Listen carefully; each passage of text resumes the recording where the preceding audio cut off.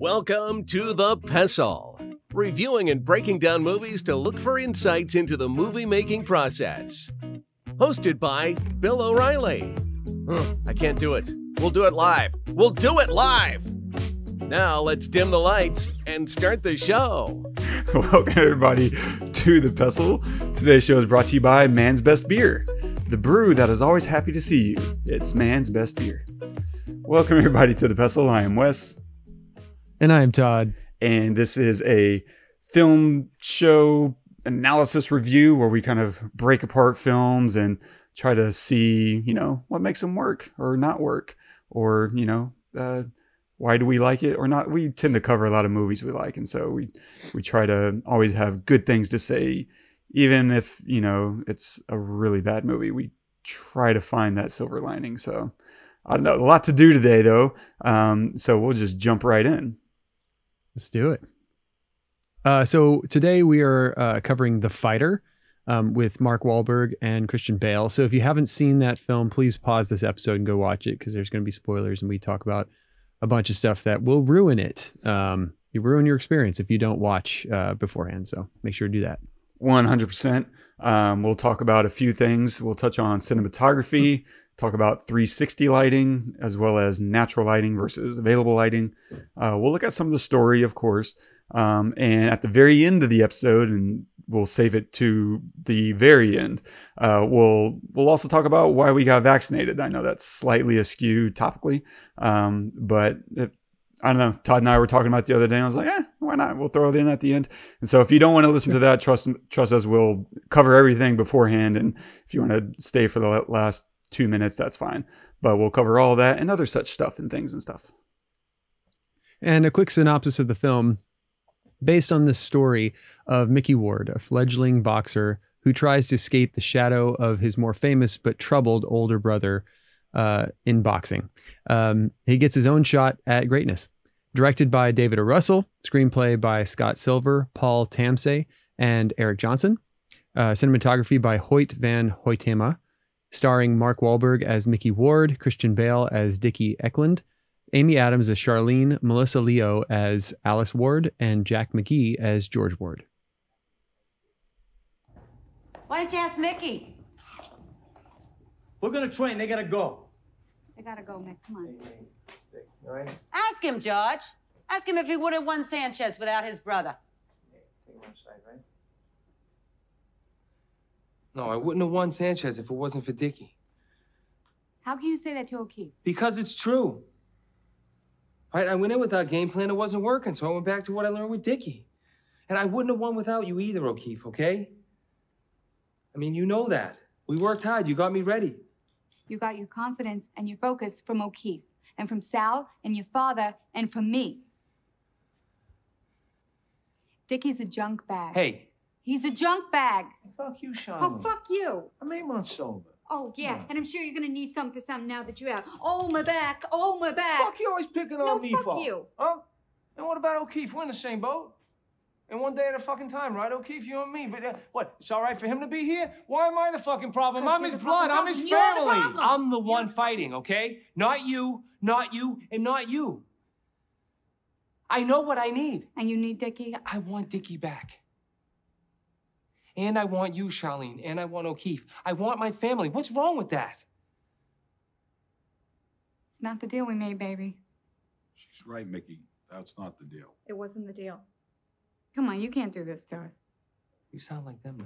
I sound like them Yeah, now. you sound like them. You sound like How can I them. do this to you? You can't do that to us. You can't do that to us. You sound like them. You should fucking listen to yourself. You sound like them, just like them. Maybe this is where you belong. If that's the way you love him? Charlene! Come on. Wanted your brother? So I don't know how many. Great scene. Yeah, it's compelling. I mean, you kind of have the heartbeat of the film right there in terms of one guy is stuck between all his family members and his own desires. Like, yeesh. What I don't know how big of a David O. Russell fan you are, but I'm sure you've probably seen this one at least once. Does this one land for you? I mean, I don't know how big of a boxing fan in general you are, but Yeah, I mean it does, and it's there are scenes that are really compelling and strong. I've seen this before. I've seen it maybe twice before, but it has been a little while since I've seen it. So it was good to rewatch with like fresh eyes. But I still kind of feel the same way. It's like I'm watching it and I'm thinking, man, this is amazing, and the performances are really, really good. There's just something about it, and I honestly, it's hard for me to put my finger on it. That doesn't quite land for me. But I want to talk about the good things first before I can kind of identify that. So, I mean, Christian Bale just puts on an absolute clinic. The guy's amazing. He is Dicky. I mean, you know, and even just watching that little clip at the end during the credits of the brothers, you're thinking that was Christian Bale's character. He like nailed it completely. And you know, the way that he does his work, being so in it, and body transformation, and like, is he method? I'm not sure if he is. I don't think he's I don't think he's fully method like Daniel Day-Lewis, but but that's not my impression. He's close. I mean, to the point where, you know, he might not be the character offset, you know, like Daniel Day-Lewis is, but he fully embodies the character he's playing, and to the point, you know, he'll destroy his own body for it, right? And it shows. I mean, he played that guy incredibly well. And he was the movie for me. Him and Amy Adams were the movie for me.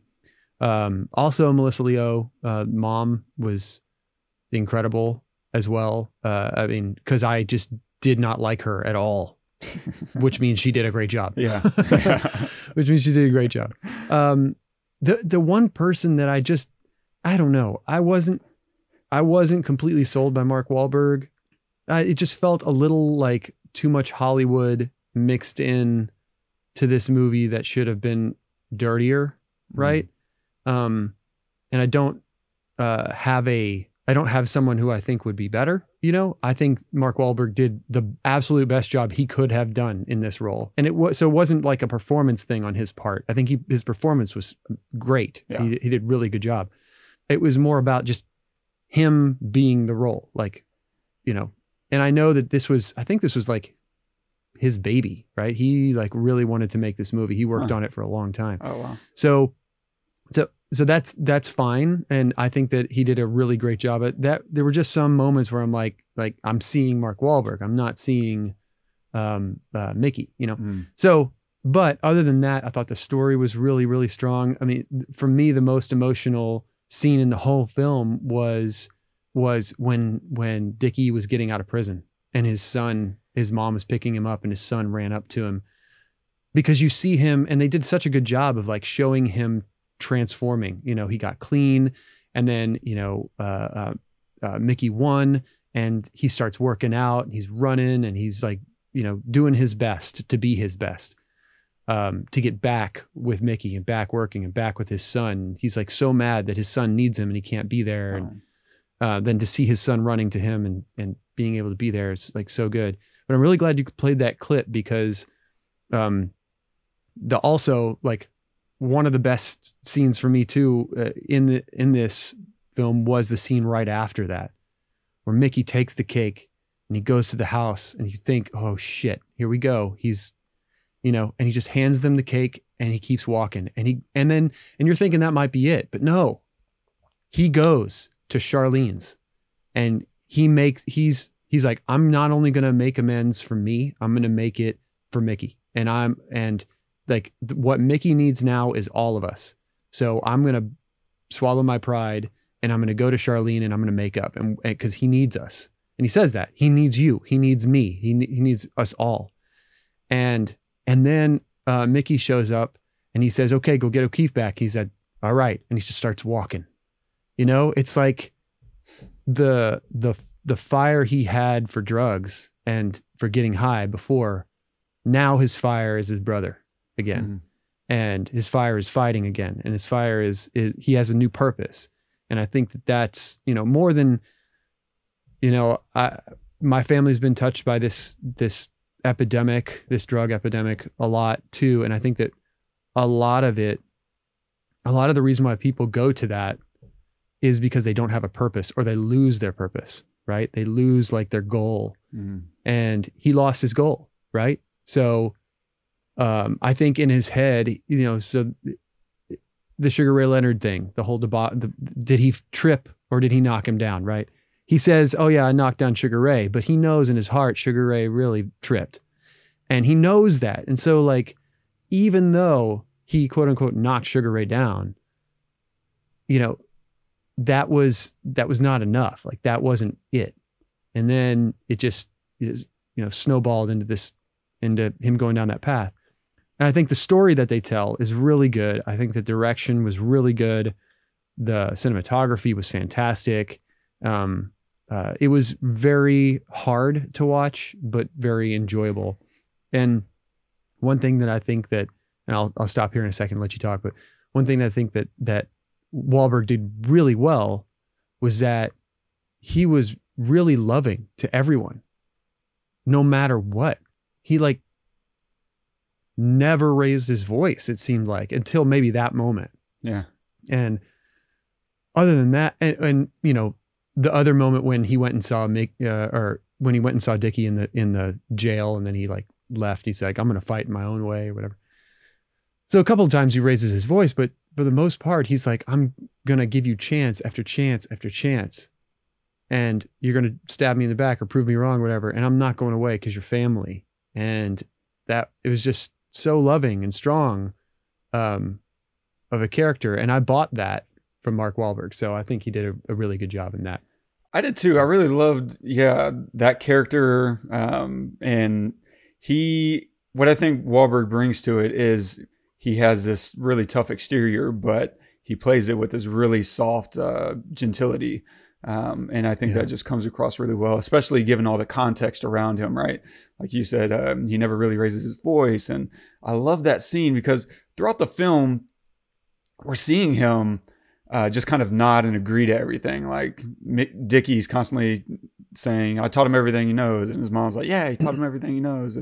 And Mickey just nods and goes along with it, which it almost makes it sound like Mickey is a non-person. Like he doesn't even really exist. He's just a conduit for his brother's brilliance, and right. it just steals so much away from him. But he goes along with it because he loves his family and he wants to be doing right by them. And then Charlene comes along, gives him some confidence, and then he has the courage after Charlene leaves and he knocks his brother down, right? They get in the ring, sparring, knocks him down. He gets in, on his mom about why can't it just for once be me? Why can't it be my fight? Everything's always about Dicky. You forget that I'm your son too. And he's fighting for himself. And you're just like, wow. Yeah, I didn't really realize that his mom really doesn't ever like stick up for him and do what's best for him. And at points you understand it. You understand that that's happening, but I really only was looking at it through the context of, oh, this is a typical like family taking advantage of the star of the family. And I just kind of neglected to see him as a son who's being ignored by his mom. And that was just a completely different angle. It's one thing to feel like, yeah, this parent is taking advantage of their kid. It's another thing to feel like they're not even really giving him any attention in the process.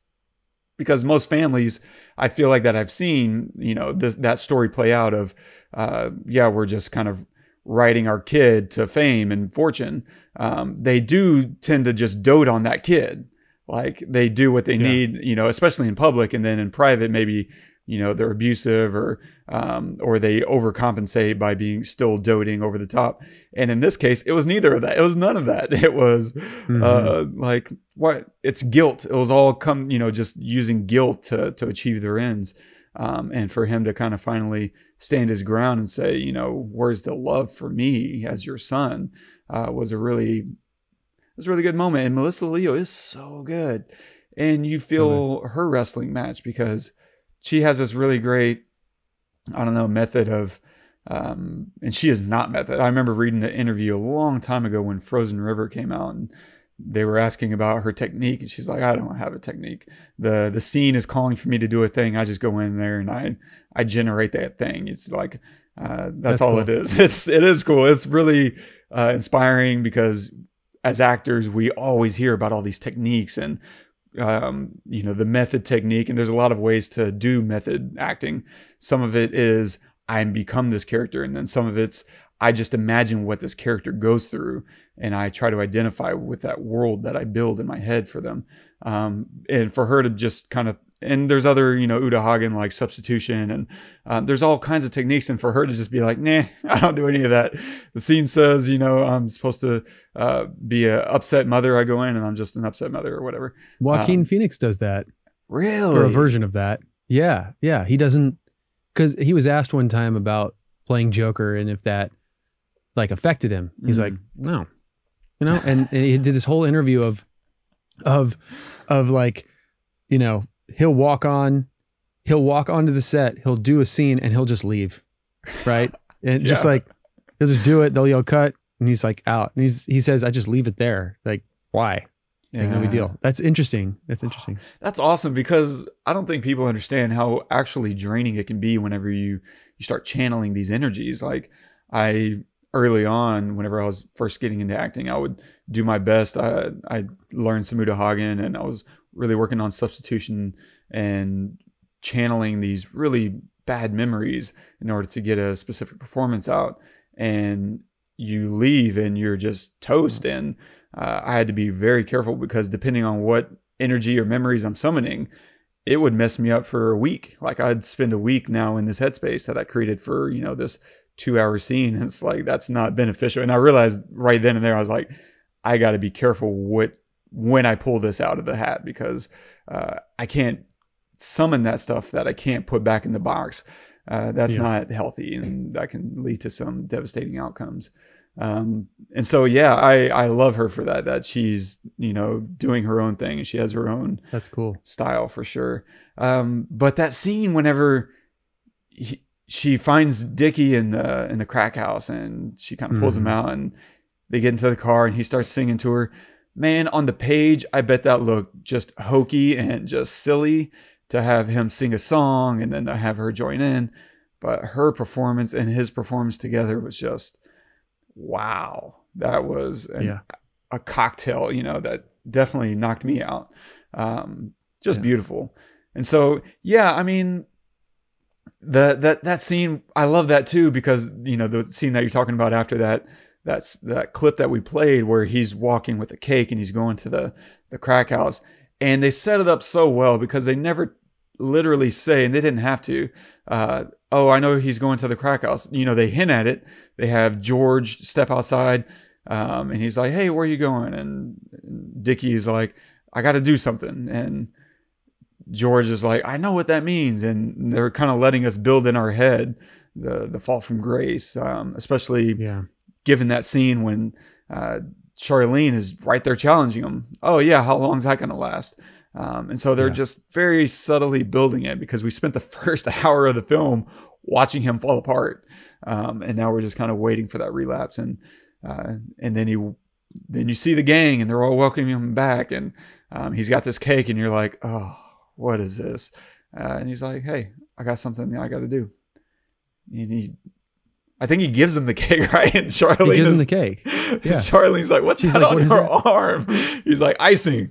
And that's it. That's the end of that. And she's just like, yeah, okay. Like, I don't know what to do with that. Like, why is there icing on your arm, Dicky? But whenever you deal with those kind of people, that's just the kind of stuff that happens. You just see icing on their arm, and you're just like, yeah, okay. I don't want to know the story behind that. Like, we can move on.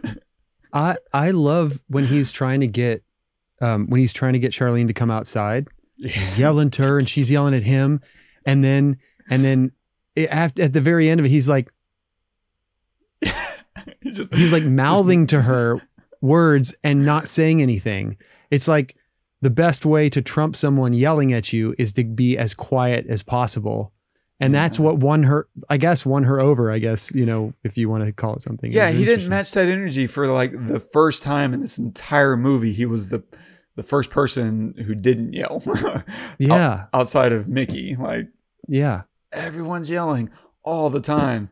And it was a really, I love that you played that clip too, because Wahlberg or Mickey calling out Charlene for being like them was such an important thing that, you know, because you're sitting there thinking Charlene is his savior. Yeah. You know, Charlene is different than everybody. But in that moment, he's right. She's very much acting just like them. And for him to call her out on that, not only enlightens her a little bit, even though she doesn't accept it, it enlightens us as to like, oh, it's very easy to go along with someone who's having success and think that you're the good guy, even though it might be possible that you are using them in some way, or not. Even if not using, you're definitely affecting and taking advantage of that in a way, possibly.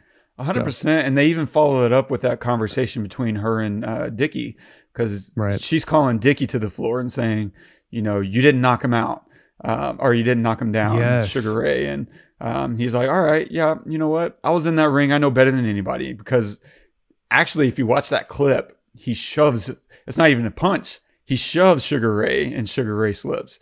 And you have to watch it slowly or else you don't really see, you know, what happened. And so what does he do? He owns it without ever actually saying it out loud. And then he flips it on her and he's like, but you got to admit, you haven't done anything either. You're a failure too. And she, you know, you see her eyes just go red. God, she's good. Acting. God, she's good. And she does. She owns it. She's like, all right, you know, because, you know, this whole time she's been walking around like everyone else is beneath her, and that's her ego and her pride kind of covering up for her own failures. And that's just a beautiful character and performance kind of demonstrating all that. And I mean, this whole movie is just filled, the story of it is just interesting. Like Mickey is completely unaffected by violence. I love that about his character. Like you see in the bar, he's over there talking to Charlene, and someone, you know, he's very gentle and someone talks smack, and then he just grabs a guy and starts slamming him. And he's like, you don't talk to her that way. And then he lets her go, and then he gets her number. And there's this great little moment that happens, right? He gets her number and he turns around and he's talking to her. I'm guessing that's his dad. It's funny. They don't call their parents mom and dad. It's you know, Alice and George. And he turns around and he's got the napkin and the fight breaks out. And he is just... He just keeps walking. Doesn't care. He is still celebrating. He's like, that has nothing to do with me. I got a number. And then, you know, when Dicky hits George, he's just kind of standing there. He doesn't jump. He doesn't flinch. He doesn't say anything. He's like, in fact, he kind of just talks trash to George. He's like, what are you doing? Like, what's that about? Dicky may be like not healthy, but he knows what he's doing. He's still a boxer.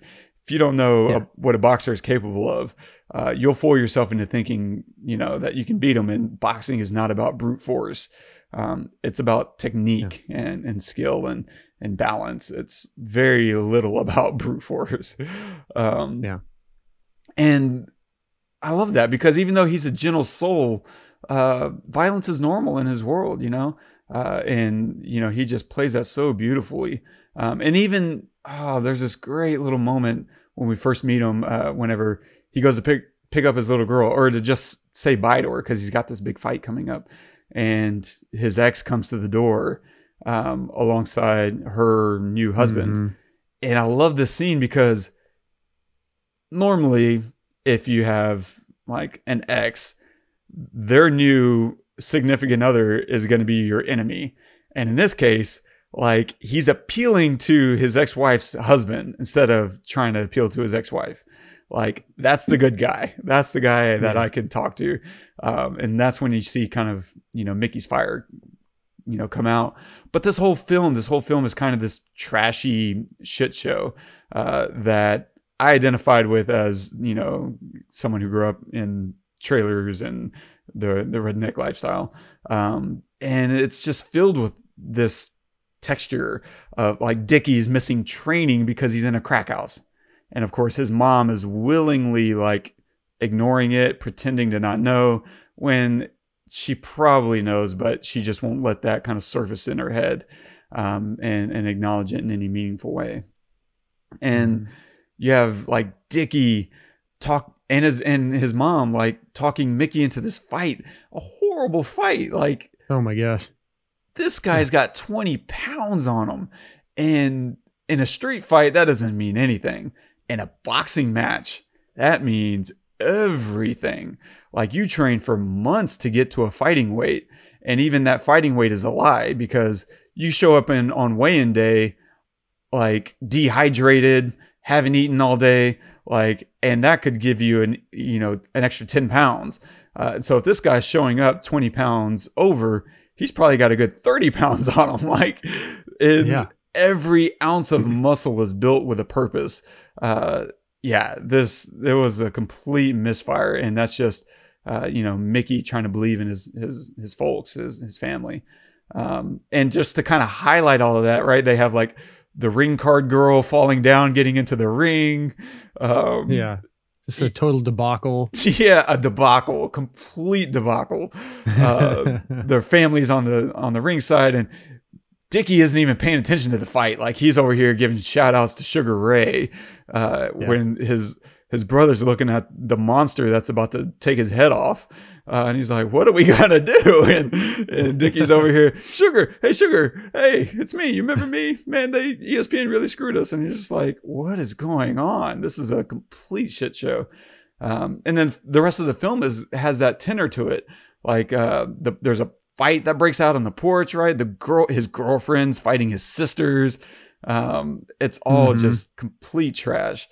Mickey, oh my gosh, before he's on his upswing, he's getting dressed for his fight across the street from the boxing match. Like, that's so wild to think that your boxing match doesn't have like a locker room for you to change into. That's how low caliber of a fight he was getting into. There's no green room. And it's just silly. It's like, wow. And then running into the other fighter on the way. Yeah, that's right. So good. So good. It really sets the tone for like, oh, that's the caliber of lifestyle that we're dealing with right now. And I think the most heartbreaking kind of highlight of it all, before we begin kind of the reversal, is Dicky finds out, right? We're in the locker room after that whole back and forth, or right before the back and forth, I guess. And Dicky finds out Mickey's cutting him out. Like, you can't train me anymore. You can't be a part of this.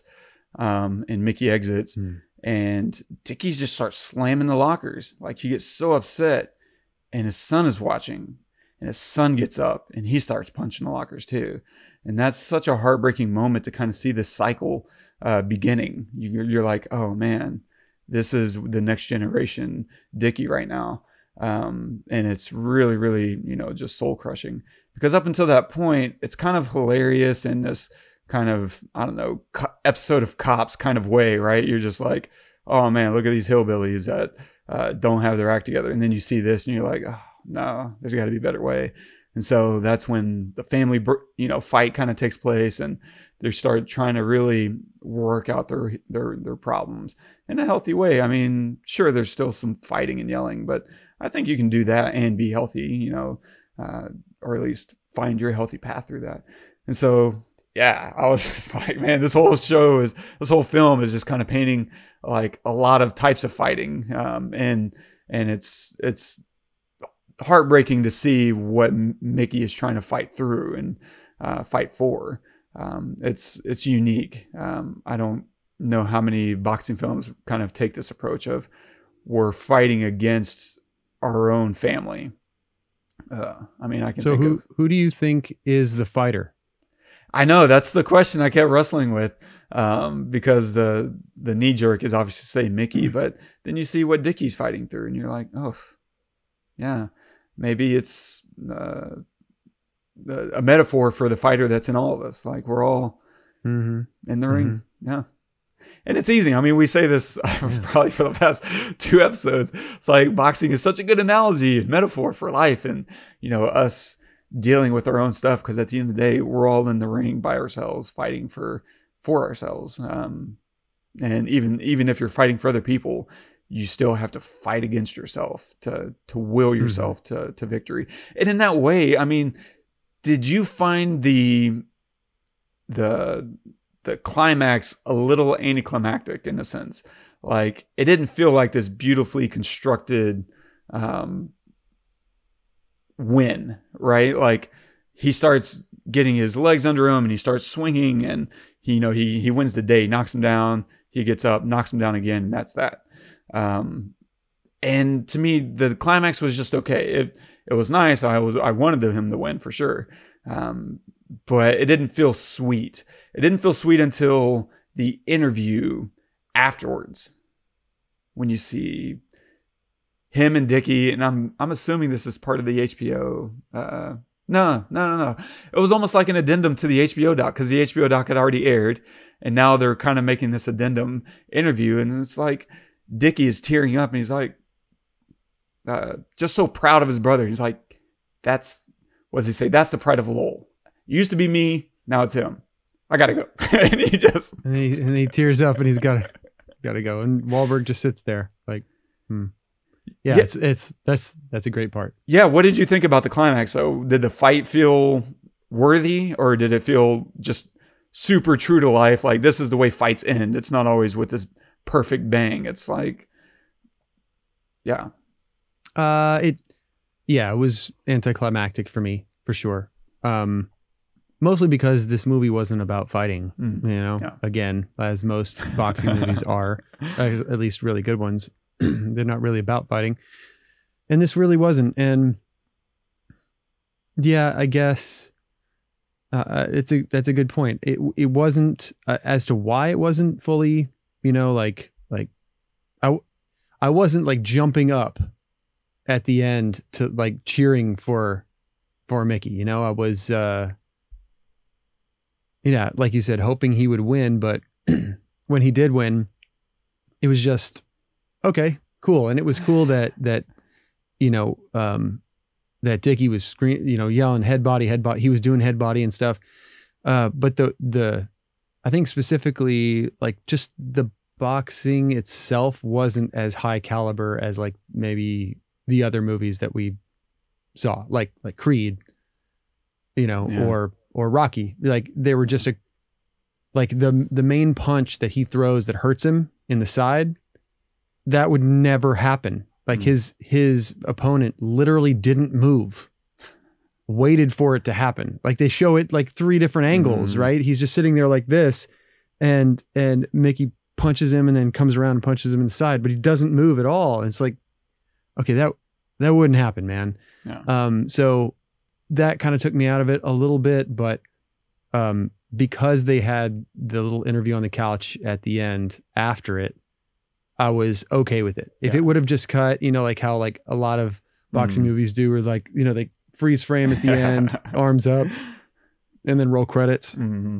Yeah, I think it would have been a much different movie. It goes back to your adage of first frame, last frame. Mm-hmm. What are you seeing, right? Yeah. And I think that tells the last frame tells a really interesting story. First, they're both there on the couch, and then Dicky leaves, and it's just Mickey.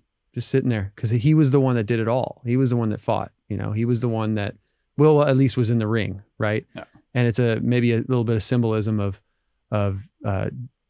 like Dicky leaving and letting him have the spotlight at the very end. Like that was his job. It was like, okay, I got him to where he needs to be. And there he is. Maybe.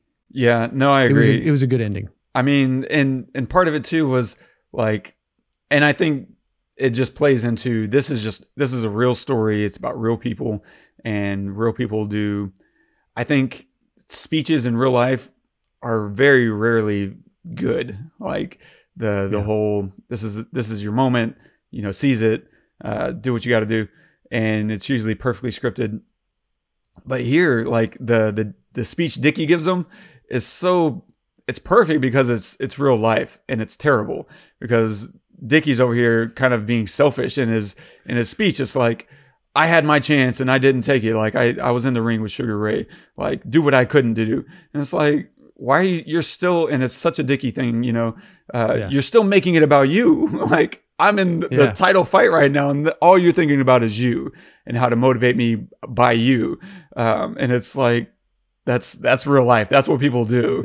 And it's like the worst method of motivation. And although, you know, maybe in this case, that was exactly what he needed to hear, or maybe it pissed him off and he was like, I'm going in there and I'm fighting Dicky right now. Like, and he just came to life. I don't know. But I agree. It was fine. It served its purpose, but the interview is what really kind of topped it off for me for sure. Yeah. So I'll dive into a little bit of cinematography because I like David Russell films and the way he shoots. It's very much this style that I would enjoy shooting.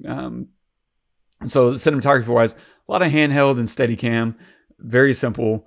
But what I really love about his cinematography is he has this kind of roaming camera style. Often it's not every scene, you know, he analyzes and says, what does the scene need? But I love whenever he's doing this kind of freestyle is he's letting the camera kind of pan between characters talking. It might roam down to look at their hands. Like it's like we're a person in the room and we're just kind of looking at things. And I think if you do enough of those takes, you can put together a very strong edit that allows for this kind of naturalism, this natural camera language to arrive. And it might be the kind of thing that he's also scripting with his camera op, where he's like, yeah, here's what I want to do after he delivers this line. Let's go ahead and look over here. And that's fine. But it also leaves a lot of room for the camera op to take chances, especially if you have the budget and the time. It's like, yeah, maybe we'll do one for the camera op. If there's something you've been wanting to do, try it out. Like, just go for it. And that's nice whenever you're shooting on film and you have the budget to kind of burn film. But it works because it follows the action. And he does this a lot. He'll let the characters determine the blocking instead of making the actors work around your camera movement. And that's much more satisfying as an actor to be able to walk in and say, here's what the scene should be, and we're just going to play it as actors. And there's times, and I don't know how much of this film contained this, but there's a lot of his films where he just will let the actors go and capture it. And just wherever the scene takes them, it takes them. And I feel like this is also a very Duplass Brothers style, where you're in the room and you're letting these actors just be. And that it's tricky. Like, you kind of got to commit to a brighter scene, usually, so that you can have a deeper field of focus, so that you're not messing up the focus pools. Because the last thing you want is to have someone deliver an important line and they're out of focus. And you may not even realize that, you know, on the day, if you're just doing take after take. And so everyone has to be very sharp. Your producers need to be in the video village watching, saying, oh no, hey, he missed, side note, he missed the focus pool on this moment. Because, or whoever else you have in your camp, like paying attention and saying, yeah, this worked or didn't. Because depending on the kind of director you are, you may not even be watching the camera or the monitors. You may be watching the scene instead of the monitor, and miss all that stuff, the technical aspects. And I'm not sure what kind of director David Russell is on that level, but I love his style so much. Like, there's a scene where the mom, Alice, goes to find Dicky in the crack house, and she walks out back, and we cut to Dicky jumping into the dumpster. And we pan from that. We track that shot, and then we pan over to see his mom reacting and just kind of the disappointment. And then we pan back to watch Dicky's shame come over his face as he realizes, oh, my mom just witnessed all of this. And that's all one nice take, like the jump to her reaction to his reaction. And it's beautiful. It sells you on this moment instead of having these hard cuts. Like, you're feeling it all in real time. And it's just perfect. And a lot of what he does, and I don't think he does it too much in this film, but he really seems to be a fan of 360 lighting, which is the ability to kind of light a room in a way that actors can move anywhere without messing up their lighting. Whereas a lot of shots, you specifically set up a lighting setup so that an actor can have a close-up or a medium shot, and they have a certain amount of movement that they can do, but they can't leave their little space. Like, don't walk out of that or else you're going to ruin the lighting. And if it is this longer, sequence where they're going to walk around, then you got a light for that. Whereas the 360 lighting, they can kind of just roam around doing whatever they want. But I don't know how much of that they did in this film. I think the boxing scenes were 360, which was, probably as much of a normal boxing scenario as any, because it's very hot. You got these hot lights, it's a little blown out in the lighting. And that just felt like normal boxing lighting. But what they did a lot of was a natural lighting, which is different from practical lighting.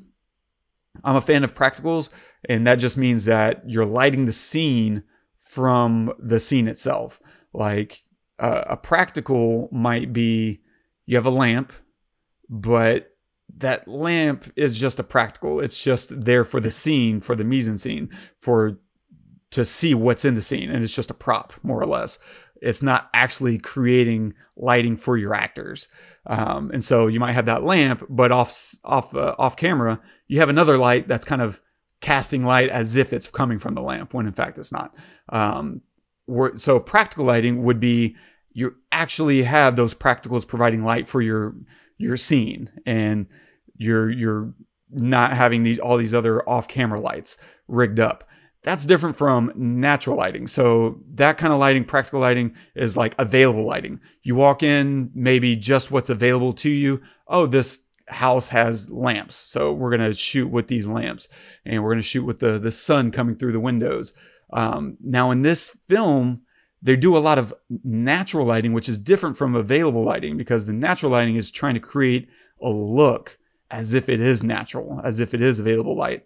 And to do that can be very tricky. You bring in all these... That's confusing. Yeah, it is. It is, because you might say, as someone who's not a filmmaker, you might walk into a filmmaker and say, yeah, I want to shoot, natural lighting. And they're like, oh.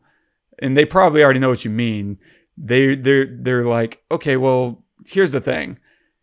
That lighting that you think is natural lighting is not literally, quote unquote, natural lighting. There's a really big light coming out of the window, outside the window, blasting into the window, that's creating all this light that makes it feel like it's coming from the sun. That's what we call natural lighting. You're imitating natural lighting. Whereas available lighting is literally, you're shooting with what is available. So one is kind of a pretense, like you're creating a style. The other is, no, you have what you have, based what's already in the scene. Yes. I probably talked myself into a circle there, so by all means. No, okay. I just want to get this straight, because this is very important. So available lighting is using what you've got, right? Practical lighting is using the actual things that are available. Practical lighting is using, well, how is that different from practical? So yeah, because practical, you are using lamps to light things, right? So I mean, I kind of skewed my terminology a little bit there, because in my notes I put practical lighting, but got it. Available lighting is using practicals in order to light the scene. And so what's the difference between like using the lamp to light the scene as a practical, right? Yeah, and using the lamp to just be there and lighting the scene with an actual light to look like the lamp is lighting. Yeah. You know what I'm saying? Yeah. I don't know what terminology I would call that other than just your lighting. Is that natural? Yeah. I guess no, I would. Because you're using like a Kino or something to. Yeah, exactly. So natural lighting is usually more referencing, daylight. Like it's usually kind of a reference to sunlight. Like, oh, we're going to do some natural lighting. Okay. Yeah. Got it. No, that's a really good, point to make.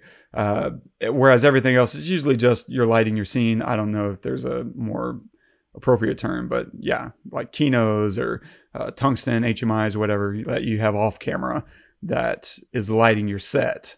Set lighting, I guess, would be the technical term, as opposed to available light. Got it. Okay. Yeah. Interesting.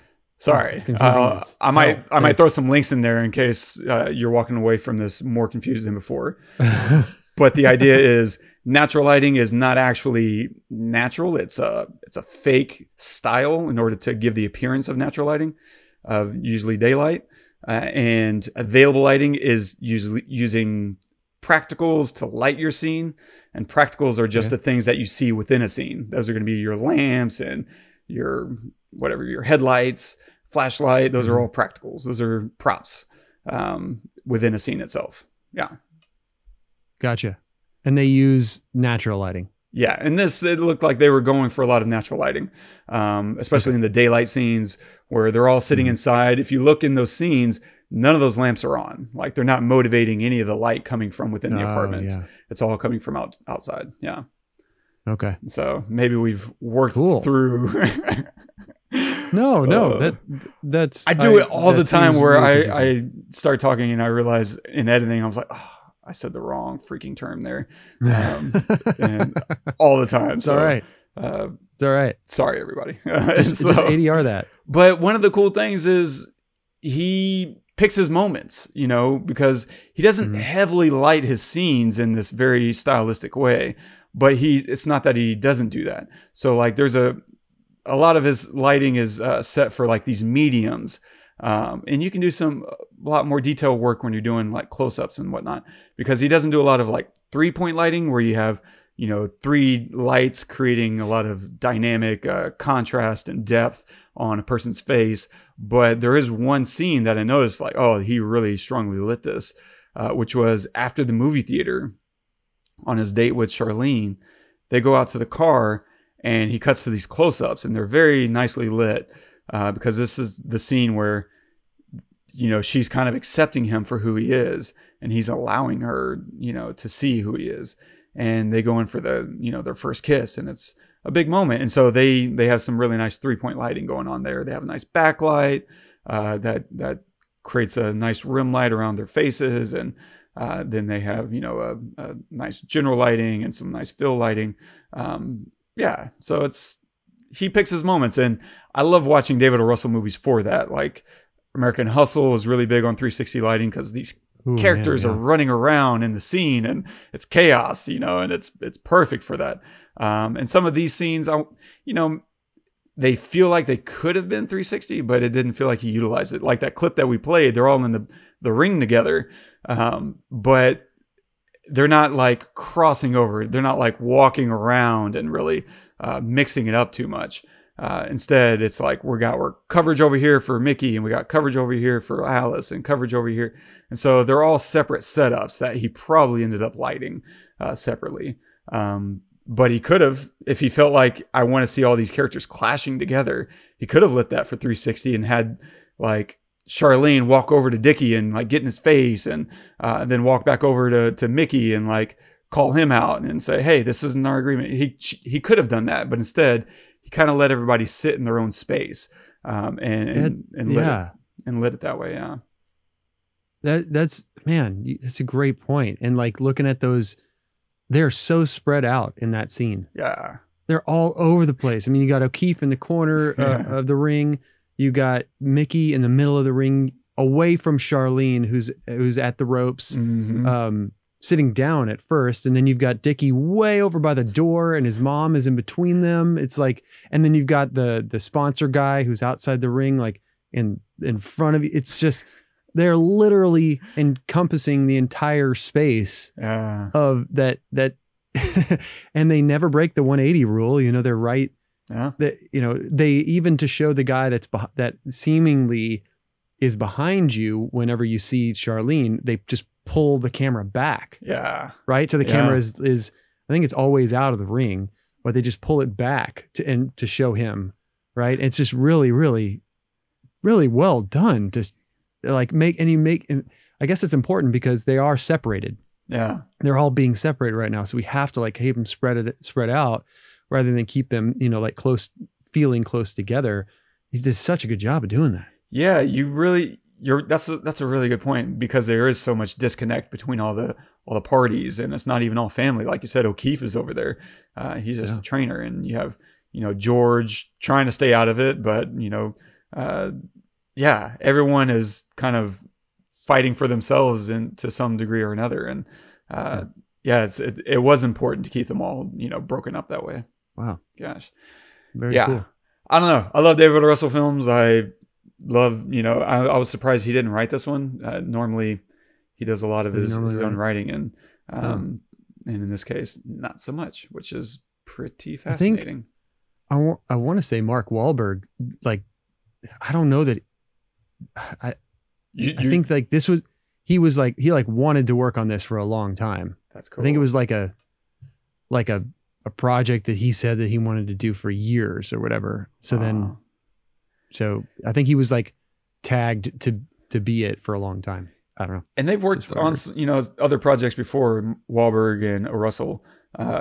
They did Three Kings and I Heart Huckabees. And I don't know, maybe one other. I Heart Huckabees. Yeah, man. Yeah, forever ago. Yeah, geez. Yeah. So I don't know. That's all I got. Awesome. What would you give it? Ooh, that's a tough one. Probably maybe like a 7 out of 10, 3.5 stars. Like, it's like you said. And here's the thing. The performances are absolutely phenomenal. And Christian Bale just steals the day. And it's hard for me to say that because I've gotten to a place where I don't really like reenactments anymore. Like, I feel like biographies are a bit of or biopics are a bit of a cheat code because you have someone to model after. And it's just like, how good is your ability to do an impression? But Dicky is such a wild character, and Christian Bale does such an incredible job of channeling that manic energy. And he's just erratic and hilarious and endearing, and you see how he wins people over constantly. And it's both frustrating and endearing at the same time. And it's such a good performance that I can't begrudge him, that at all. So for me, 7 out of 10, I think. What about you? I think that's a good number. I was going to say 7.5, but I think I'll go with 7.5. I loved Amy Adams in this movie. I think, to me, this is one of her best performances. I mean, she's really good. In a lot of movies, I'm not like a huge Amy Adams fan, but I do like a lot of the stuff that she does. In this one especially, I think she perfectly cast. She destroys it. I love how she talks to Charlene, or not Charlene. I'm sorry, to Alice. I love how she talks to Alice. Like, like when they meet, she's like, "Who's this girl?" "I'm Charlene. We just met. You want to do this again?" Or whatever. It's so good. Just, I'm not trying to impress you. You know, I'm here. I'm his girlfriend. Fuck off. Just fantastic. So because of her, I'm going to give it a 7.5. That's awesome. She's great. Strong yeah. one. Strong one. So what are you going to recommend this week? Oh, yes. So I'm going to kind of go totally away from boxing and fighting to a show that I'm just now catching up on, or getting into and catching up on, that I know is like old hat and has been around forever. And I never watched it. There's 6 seasons. But my wife and I are binging, getting through it, is Schitt's Creek. I just absolutely love this show, everything about it, all the characters, the writing is amazing. I love that there's 6 seasons, so I have a lot to watch, but I'm just in love with all the characters. And as time goes on, I'm in love with them even more and even more. And I just want to hang out with them all. And Catherine O'Hara is just, unbelievable. And it's on Netflix, so it's free, so you can with the subscription obviously, but go watch it. I mean, from pretty much the beginning, you'll fall in love with this show. It's so good. That's Schitt's awesome. Creek. I'll co-sign that. Nice. Yeah, I'm going to recommend, since I had something else lined up, but since you started raving about Amy Adams, I'm going to recommend, her breakout role was in a tiny little indie film called Junebug. She is so good. I mean, watch it just for her performance. The movie's fine, but she's absolutely magical. And yeah, so Junebug, go watch that indie film. I don't even know if it streams anywhere. It's one of these you might have to like go down to the corner and like buy it for $5 off, some sketchy guy. But all right. Oh, so next week, are we doing this? Is that what we're doing next week?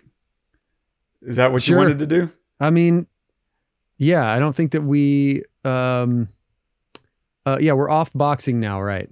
Yeah, yeah. All right. Why not? Let's do it. All right. So, cause what, do you have another one? Do you have another idea? Yeah. I mean, always got something lined up. What else you got? It could be, we could go on a small Robin Williams bender and do Dead Poet Society. Let's do that. Okay. I think let's do that. I've been actually, this is funny that you suggested that because I've been on this Robin Williams kick of like just finding little scenes that he's done and just watching those and kind of like in series. And it's just so good. Nice. I would love that. Very cool. All right. Well, so yeah, stay do tuned. it. Next week, we will start a small Robin Williams marathon, 3 films, and we'll start with Dead Poet Society. So don't forget to subscribe, review us on iTunes. Oh my God. Shout out to Alex for dropping the best review on the pod. Like, guys, y'all got to step your game up. Like, she just destroyed it. I might read the opening salvo if I can open it fast enough because we are vamping. And so she wrote, here we go. We have so many episodes. Right up to it. Alex said, have been listening to the Pestle for a while now, but haven't quite been able to put into words how much I love this pod. I've always been into film, but it wasn't until the pandemic that my interest developed into a passion. And being able to share the magic of film with Todd and Wes has been awesome. Listening is like being in a room with 2 really knowledgeable, fun best friends. And I'll leave it from there. The rest is really great. I want everybody to go read it while you drop your own review as well and try to top her. I noticed too, and this bummed me out while looking at her review, someone gave us a 1-star and I was like, oh man, like we already had a 3-star rating, which, okay, you know what? That's fine. Who drops a 1-star? Break my heart, 1 man. star. Like, wow. Loser. I think, whatever. I think someone, what? We've made it. That's We've true. made it. Until you have a hater, you haven't made it. Yeah. Once you have someone that just hates you so much, they're going to go in, take the time to give you a bad review. You've made it. Thank you. This has made my day. Well 1-star done. person. Way to reframe that, man. I respect that so much. And so don't forget to subscribe, review. And if you want us to cover something, she made a request which you will know. If you want to know what she requested that we're going to do after this little Robin Williams marathon, you will get a sneak peek at what that is by checking out her review. And if you want to leave us a note on this episode to tell us why this is the best boxing movie ever, better than Rocky, Creed, $1 Million Baby, and Southpaw, Raging Bull, Southpaw, so many, then you can do that at thepestlepodcast.com/thefighter. And our quote of the day is from Mike Tyson. Everyone has a plan till they get punched in the mouth. Have you ever been punched? Yeah. It's not like fun. Not just sparring, like actual fight. Like someone decked me. I mean, even outside of I used to fight with my brothers all the time growing up. Even outside of that, I remember my best friend punched me in the mouth once. Like I had a big bloody nose. We were on the playground. I think we were, how old was this? Like 2nd grade, 1st grade. What? And in kindergarten. So growing up, my best friend, Sam, and I got in a fight in kindergarten. He did something that I got upset about. And I chased him around, hardcore, got him on the ground and was choking him. And he got up, ran, and he ran around the corner, picked up a stick, and he's like, "Don't you come near me." And I started walking forward and he like threw the stick and it nailed me in the head. So like I was bleeding and I come around the corner bloodied, you know, my head is just wounded. And of course he gets suspended and in trouble. And after that, we were best friends all the way up until graduation. And That's awesome. and so a few years after that, he and I were on a seesaw, and there's a thing everybody knows on a seesaw where when it's your turn to go down, you can pick your feet up and just slam yourself into the ground, which bucks the other person that's going up, right? And it's like you can toss someone. And he wasn't about that life. He was like, don't do that. And I was like, okay, I won't do that. And Clarice, one of the other kids in our school, whenever I was going down, she came over and she jumped on the thing, and it made me fly down and pop. And he fell off, and he had a sucker in his mouth. And so he fell off the seesaw, and I got freaked out. I was like, and I ran up to him, like, you okay? Okay. And he starts yelling at me, I told you. And he just winds up and like clocks me. Wow. And How old were you? Oh man, like 7. 7? Yeah. 2 fights by the time you're in 2nd grade? Yeah. What the heck? Brawling. Although that was one and done. Like he won that one too. And I think his victory also got him another suspension. But awesome. Yeah, I don't know. I mean, outside of like actual like boxing, I don't know if I've really been in that many fights. Just here and there, scuffles. Yeah. No drag down. You've been punched in the mouth? Yeah, one time. I mean, I was in some scuffles and stuff in junior high, but in high school, I was dating a girl who apparently had a boyfriend, and I knew that she had dated this guy, but I thought they were over. Wrecker? Yeah, apparently. I don't know. Well, she told me they were over. Like, I don't do that stuff. You know what I mean? Yeah. And I grew up in Houston. We were in the Galleria, and we were walking around, and like, you know, that's what you do in high school. You like go to the mall, and we were walking around, and I will never forget. We walked past, we're right in front of Victoria's Secret, right? So there's like glass floor to ceiling, right? Oh and he walks, I mean, we're walking, we're holding hands, and I can see him. He's like coming, and he is like walking fast, and he's angry. And he was bigger than me. He had like 3 or 4 inches on me. The guy was tall, but he wasn't like big, right? I played football, so I was shorter at the time, like maybe 5'11", but he was like 6'2" at least. But he wasn't big. He was lanky. He walked up to me, and he kind of started getting in my face, but then she told him, she's like, stop. And he turns around and he grabs her arm and says, we're leaving. And she said, ouch. So I grabbed his shoulder and pulled him to like, you know, like, hey, stop that. And he just turned around and he hit me like not out of nowhere, but I just didn't expect him to just turn around and hit me. Yeah. And so this quote really makes me, I like this quote because my reaction was, and Stunned? I guess I got kind of famous in high school after this, because what happened was he hit me, and before I didn't think about anything. I hit him back. Like it was like, I mean, in a second, in like 1 second, my reaction was, I'm going to beat the living crap out of this guy. And so I hit him back, and I gave him a black eye, and then we started fighting or whatever. And then we got like, I don't know, not arrested, but like detained, right, by the Mall Galleria security. police, mall security. Paul Blart. And then my dad, they handcuff us together, and they take us to this, like, and then when the main one man leave. Yes. And then when the main, I guess, security guy comes in that didn't handcuff us, he's like, what the hell are you guys doing? What, you handcuff them together? They were just fighting. Give me a break. But my reaction wasn't like when I got hit, wasn't like to stagger back or like hold my face or my jaw. He cut me. He had a ring on, like a class ring. And so he cut me. And I was bleeding everywhere. But it was like on my chin. And I would normally think, you know, your reaction would be, you know, like, like I said, like either stun or just, to hold yourself or whatever. Yeah. But that wasn't it. It was like, oh, this is on, this is happening. And it was very quick. So I felt really good. And so after that, for the next year, because he was a senior and I was a junior, for the rest of the year, I was like, "You're the man." I was the man. I was the man because Travis was big. I just dropped his name. He was a bigger dude.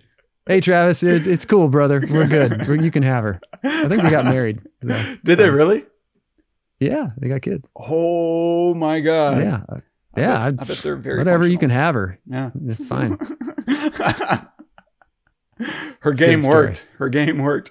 But I love that. Yeah, quote. Right. I love that quote too because it's like that with anything. Like you don't know what your game plan is until you find resistance. Like it's one thing for us to go in and like we want to make a movie, and until we're actually on set and we're trying to make this thing, we don't really know what our plan is. We have a plan and it's good to go in with one, but you don't know what you're made of. You don't know what you're going to have to fight until you're there in the fight. Now it's just about, hey, do you have the fortitude? Can you stay with it long enough to see it through? Because anything that you want to fight for is going to come at a cost. And if you don't plan to fight back no matter what, your reaction is perfect. It's like, I don't know what happens next other than I got to do what I got to do in order to make it out of this. And hopefully we all carry a little bit of that like tenacity and spirit, because man, life is going to hit you in the mouth time and time again. And it's up to you to figure it out and to punch back. Yeah. Very good point. Awesome. Great quote. Nice. We should end with stories like this all the time. 1 second. I need light. Yeah, I was gonna say it's dark over there.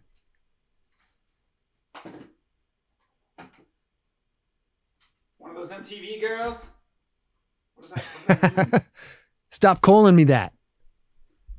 Means you're wild. Nice. Stop calling me fucking MTV girl. So you got a vaccination. So this is the point where if you want to tune off, feel free. Yeah. But if you're curious, hopefully people think of us as analytical types, and that we have rhyme and reason to some degree or another, even if it's as baboons. But if you want to hear about our reasoning and logic for why we got vaccinated, maybe tune in. Yeah. So you got vaccinated. How did that go? Yeah, it went great. Got the first one, didn't feel anything, a little sore, but nothing that, any other shot would be the same. And then second one, I got pretty sick the next day. Well, I wouldn't say sick. That night I just didn't feel good. And I woke up with a terrible headache the next day, but then it was gone. Took some Excedrin, it was gone. Yeah. So my wife and I, we were very careful because my wife is susceptible. And my son has asthma. So, and my wife is a very cautious person anyway. I'm not at all. Like, I'm not really cautious unless it comes to like the ocean, in which case I'm very cautious. I don't like it. So I wanted to get it because I don't subscribe to conspiracy theories. I think that even though there are some that might be true, I don't think in this case that the government is trying to do inject us with something or whatever. I think that it's a massive testament to humanity to be able to respond to a virus like this with a vaccine and to get it approved for mass billions of, injections for billions of people in just over a year less than a year is unbelievable. I mean, think about it. Getting a vaccine for anything, not just created, but approved takes between 5 and 7 years. My father-in-law is in drugs. Like that's what he does. He's developed drugs his whole life. And he will tell you it costs tens of millions of dollars. And then once you have it approved, finally, you only have, I think it's like 3 or 4 years before generic brands can then be made. So it's like, you got to make your money back. Yeah. But it takes a forever to get anything approved. So it just goes to show you that, you know, humanity can band together to overcome something. And we've learned so much about coronavirus and itself and COVID itself that in less than a year, it's just incredible. And I wanted to be a part of that. And, you know, I didn't get it right away. You know, obviously, people in healthcare and stuff, they got it first. Older folks got it. Teachers got it. So by that time, I felt pretty okay with getting it. You know, I was at first when it came out, I was a little bit nervous, just because it came out so fast. And the last time that we put out a vaccine like that, they had to pull it back, like decades ago. They had to pull it back because it was really hurting people. But that didn't happen this time. I felt good about it and wanted to actually get back to life too. Yeah. You know. Nice. Yeah, I think it's good to be healthy skeptics when it comes to your health. And like, I am not in favor of mandated vaccinations. Like, I think people should retain the right to decide what goes into their body. That's very much the libertarian part of me. And from there, you know, make the decision that's best for you. And so if you don't want to get a vaccine, I completely understand. I'll tell you the reason why I did. First, I didn't have quite the same experience as Todd. We both took the same vaccine, which was Pfizer. My arm was pretty sore the next day, but not like unusable. It was just tender.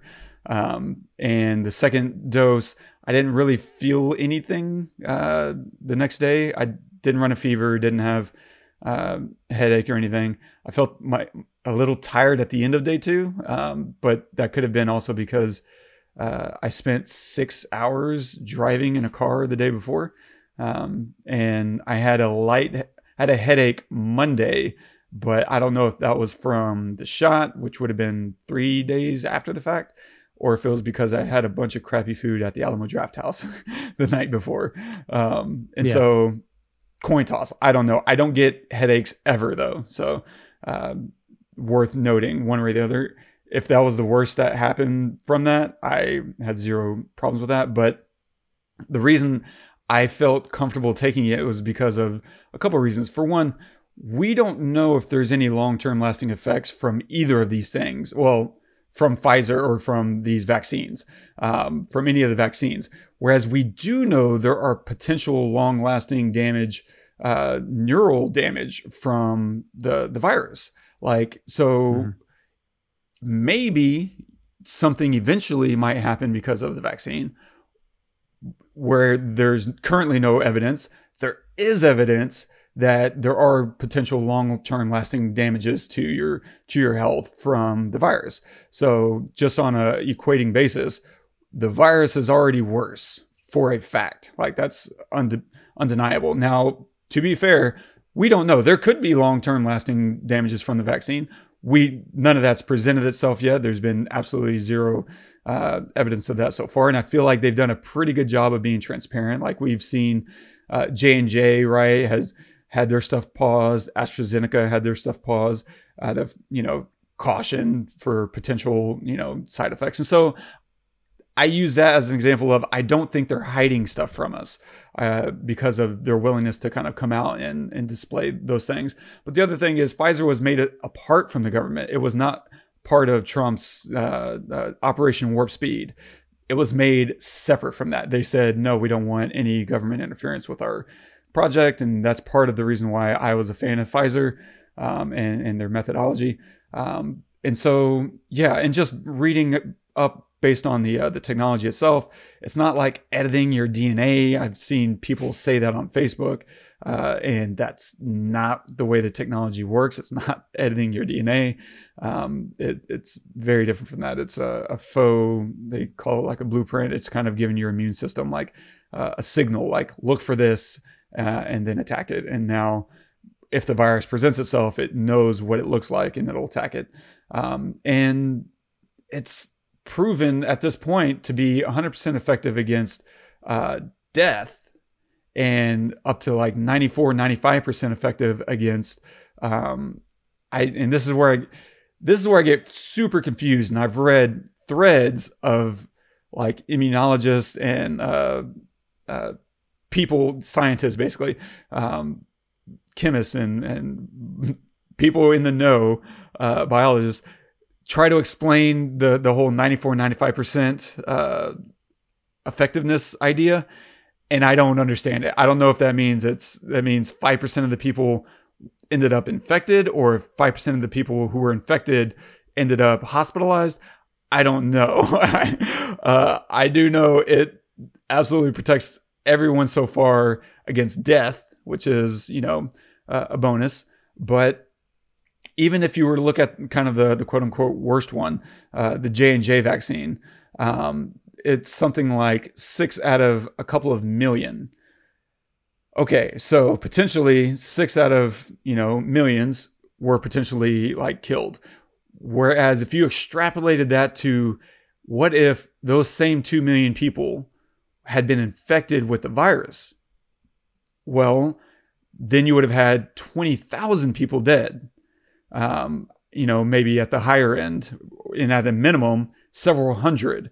And so on an equating basis, mathematically, even the worst vaccine is doing far better than a viral infection. And that's not even getting into some of those longer term implications and impacts that, to your health. There's like stuff that, they're reporting going on with your neurology that is very damaging and long-term consequences. And so for so many reasons, I was just like, yeah, I would much rather, for one, not have to deal with getting sick for hopefully at best 1 or 2 weeks. But we have friends, and one of our listeners was infected with COVID, and they ended up dealing with it for over a month. Like, I don't want to lose a month of productivity.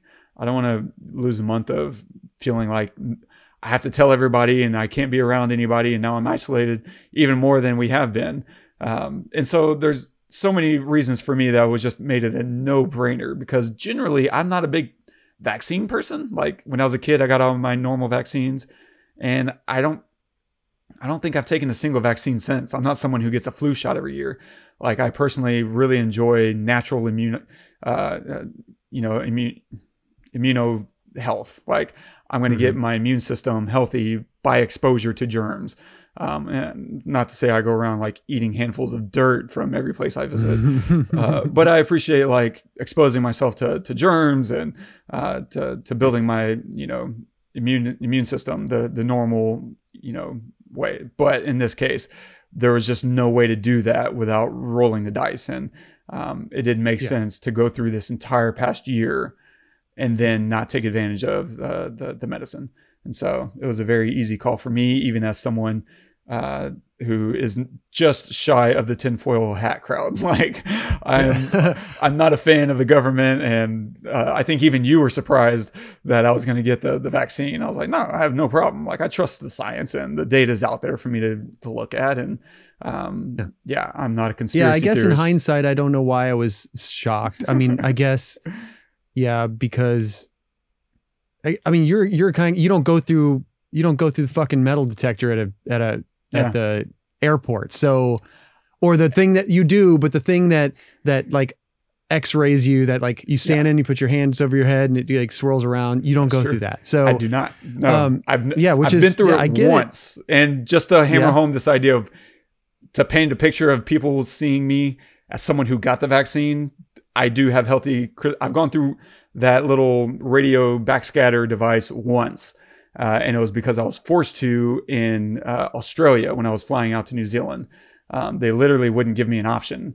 And I was about to fight with them. And when you just at a certain point realize there's nothing left to fight. Do I want to get to my destination or not? Yeah, exactly. That's not gonna happen. That was the only question. So I guess I understand it, because you are a science guy. Yeah. And so if you can look at the science and trust the numbers, then that makes sense for you. So I guess that makes sense. Yeah, and now that people are looking at me as if I may actually wear tinfoils, just to put some meat on my bones, I don't go through that stuff for two reasons. One, I think all airport security is theater. It doesn't actually protect us. It's all 100%. a waste of money, and it's bullshit theater. But two, none of that technology has ever actually been independently tested. They don't let anybody outside of the government and that contractor like test that stuff. So whenever we were doing before the backscatter, there was the backscatter radiation stuff. And I forgot what the terminology was. But that wasn't independently verified either. They would just say, trust us. And that was kind of the end of that conversation. And I'm not someone who thrives on. There's no science. There's no science to actually look at. No numbers. That makes sense. Yeah. And I get that. So, but I didn't think about that. I just attributed it to the whole government thing. But but another big reason too that I got it, and I'll just say this and I'll end, is that, I'm not afraid of coronavirus. If I get it, I think I'll be fine. Statistically, we are really well positioned. Yes, but my wife and my son are both susceptible. And not just that, I don't want to think that I could ever give it to somebody else who might not be in as good a position as me health-wise. The idea that I might have it and not know it and pass it on to somebody else that might then get very sick or even possibly die is just, that's scarier to me than actually getting it. So I didn't get it so that I wouldn't get it. I got it so that I wouldn't pass it on. And it's so contagious. Here's the thing. And then we will in this episode, it's so contagious. You have to think of, during the holidays, we saw a massive spike. And for everyone who's saying that this is just like the flu, you have to understand we didn't see that same level of spike with flu cases. If it was exactly the same as a flu, you would have seen the same level of spiking happening. But despite all the precautions, despite all the masking and all the social, it still had a massive spike over the holidays, throughout the states. And so, as compared to something like the flu is still tame. And yes, can we call a spade really quick? Just look at the numbers. Anybody that says that is just ignorant. I mean, last year or in 2019, 22,000 people died of the flu.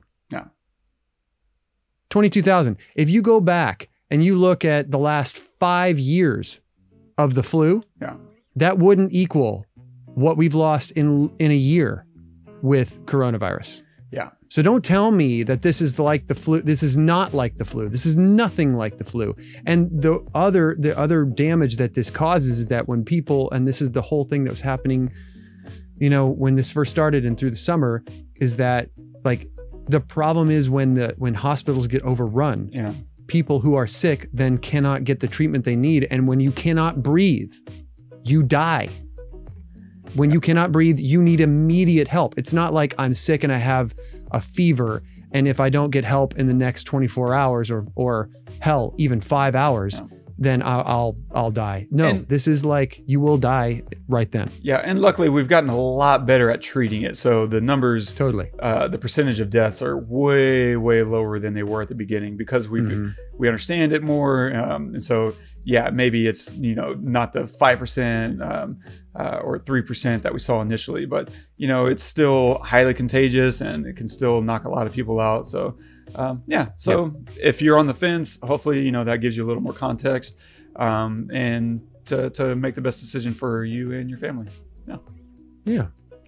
Go for it. Either way, we love you. Absolutely. Thank you guys. Thank you guys again for joining us. Really, really appreciate it. Please, like Wes said earlier, share us with your friends, review us. A review goes a long way, like farther than you could ever imagine. So please, that helps us out a lot.